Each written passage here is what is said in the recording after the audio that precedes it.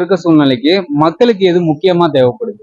இருக்கிறவனுக்கும் சரி இல்லாதவனுக்கும் சரி எஜுகேஷன் தான் ஒரு நல்ல டூல் அவங்க லைஃப்ல வந்துட்டு முன்னேறி வர்றதுக்கு. Physically or materialistic, to achieve anything in this world, money is needed. உணவு, உடை, இருப்பிடம், ஃபுட், வாட்டர், ட்ரெஸ் அதெல்லாம் இருக்கு.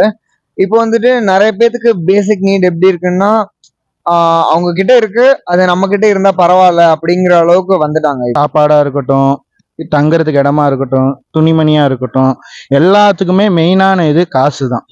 காசும் பீஸும் இருந்தா நல்லா இருக்கு. இப்போ அடிப்படையா தேவைப்படுறது தெரியும் உங்களுக்கு. தண்ணீர், இடவசதி, அப்புறம் போக்குவரத்து வசதி.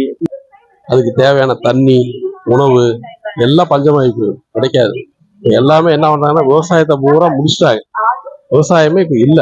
சாப்பிட 3 வேளை ஃபுட் இருந்தா இந்த மூணுமே கிடைக்கணும்னா நம்ம என்ன பண்ணணும்?